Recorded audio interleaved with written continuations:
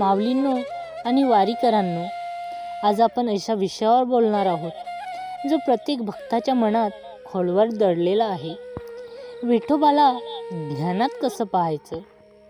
हजारो वर्षापासून संतांनी एकच गोष्ट सांगितली, विठ्ठल दूर नाही, तो मनातच आहे. पण मन जेव्हा शांत होतं तेव्हा तो स्वतः प्रकट होतो. आजची साधना, आजची प्रक्रिया तुम्हाला त्या दरवाजापर्यंत नेईल जिथे भक्त आणि विठ्ठल यांच्यात कोणताही पडदा राहत नाही. भक्तांनो, आज आपण या व्हिडिओमध्ये जाणून घेणार आहोत विठ्ठल ज्ञान म्हणजे काय, संतांनी सांगितलेली ज्ञानाची खरी पद्धत, ज्ञानासाठी मनाची तयारी कशी करावी, विठ्ठल प्रकट होण्यासाठी योग्य जागा, वेळ आणि वातावरण, विठ्ठलाला बोलवणारा श्री विठ्ठलाय नम मंत्र जप, मनात विठोबाची प्रतिमा कशी उभी करायची, ध्यानादरम्यान होणारी दैवी अनुभव, ध्यान संपवण्याची विशेष पद्धत, 21 दिवसांची साधना आणि त्यांचे चमत्कारिक परिणाम, शेवटी विठ्ठलाचा जय हरी विठ्ठल मंत्राने मन शांत करणे.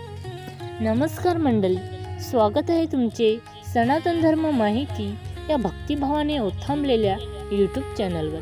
मंडळी, चॅनलवर जर आपण नवीन असाल तर कृपया चॅनलला सबस्क्राईब करा आणि व्हिडिओला लाईक करा, शेअर करा आणि कमेंटमध्ये आपली प्रतिक्रिया नक्की व्यक्त करा.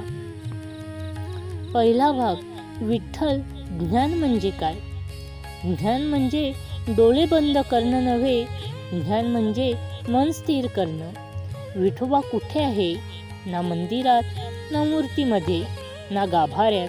तो आहे श्वासात, तो आहे मंत्रात, तो आहे अंतर्मनात. संत तुकाराम महाराज म्हणतात, देह देवले झाले, देऊ लागले कल्या. याचा अर्थ आपणच देवाचे घर आहोत. देह म्हणजे देऊळ आणि मन म्हणजे गाभारा. या गाभाऱ्यात आज आपण विठोबाला उभं करणार आहोत. दुसरा भाग, ज्ञानासाठी मनाची तयारी. ध्यानाला बसण्याआधी 3 गोष्टी महत्त्वाच्या आहेत.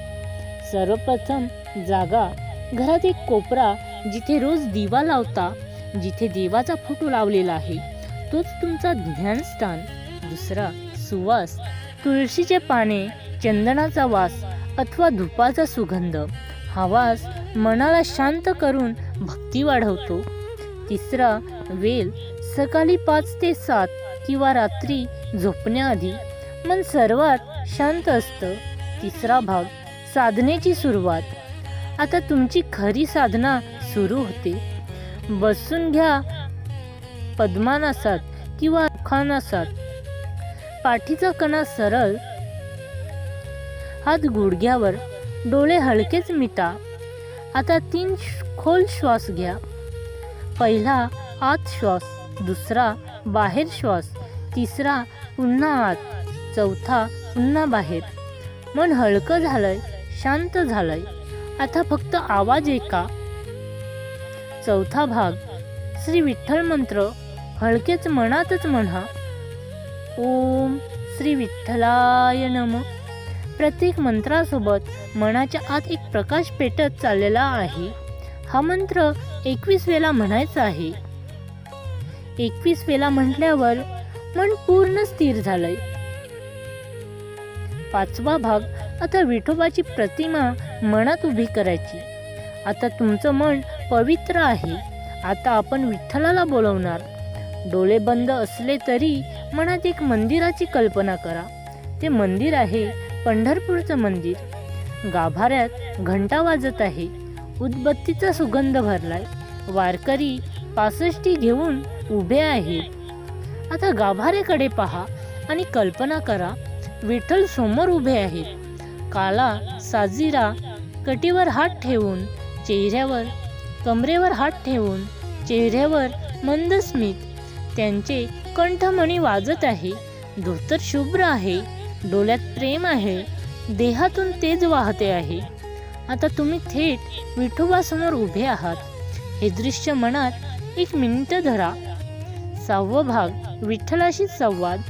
आता त्यांच्याशी मनाने बोला. विठ्ठला, मी तुझा आहे, मला दाखव स्वतःला. मला शांती दे, मला प्रेम दे, मला तुझ्या पायाला धरू दे. विठ्ठल हसतो, हात पुढे करतो. आता कल्पना करा, तो तुमच्या डोक्यावर हात ठेवत आहे. ही कल्पना नाही, हेच ज्ञान आहे. या क्षणी विठ्ठल तुमच्या मनात प्रवेश करतो. 7वा भाग, चमत्कारिक अनुभव. या ज्ञानादरम्यान काही जणांना डोळ्यात पाणी येतं, काहींना अंगात शहारं येतात, काहींना विठोबाचे दर्शन होतं, काहींना शरीर जड होतं, काहींचे श्वास आपोआप मंद होतं. हे सर्व दैवी अनुभव आहेत. संत नामदेवांना देखील अशीच साधना करताना विठ्ठल प्रकट झाले होते. 8वा भाग, ज्ञान संपवण्याची विशेष पद्धत. एकदम डोळे उघडू नका. पहिले हात जोडून विठ्ठलाला मनात नमस्कार करा. पांडुरंगा, माझं मन तुझ्या पायाशी ठेवतो. आता 2 खोल श्वास घ्या आणि हळूच डोळे उघडा. किमान 30 सेकंद शांत बसा. 9वा भाग, अनुभव आणि परिणाम. ही साधना 21 दिवस करा.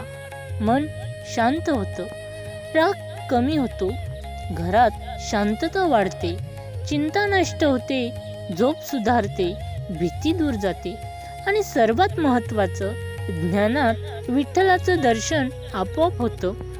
विठोबा दूर नाही, तो फक्त शांत मन शोधतो. शेवट मंत्र जप. जय हरी विठ्ठल, जय विठ्ठल हरी.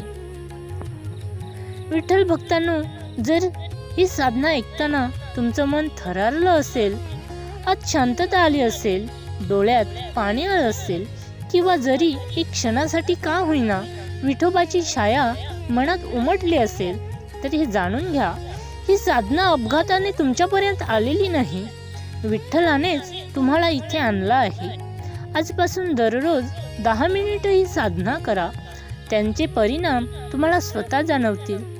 जर तुम्हाला विठोबाचे ज्ञान कसं करायचं, विठ्ठलाची अनुभूती कशी घ्यायची, वारकरी परंपरेतील रहस्य, भक्तांच्या कथा आणि संतांच्या शिकवणी अशा भक्तिमय गोष्टी सतत ऐकायच्या असतील, तर पुढचं पाऊल खूप महत्त्वाचं आहे. या व्हिडिओला लाईक करा, कारण तुमचा एक लाईक आणखी कोणत्या तरी भक्तांपर्यंत ही साधना पोहोचवू शकतो. चॅनल सनातन धर्म माहिती सबस्क्राईब करा, कारण पुढील प्रत्येक व्हिडिओ तुमच्या आध्यात्मिक प्रवासाला एक नवी दिशा देणार आहे. बेल आयकॉन दाबा, जेणेकरून विठ्ठल भक्तीचे एकही मार्गदर्शन, एकही अभंग, एकही साधना तुमच्यापासून चुकणार नाही. हा व्हिडिओ किमान 2 लोकांपर्यंत शेअर करा.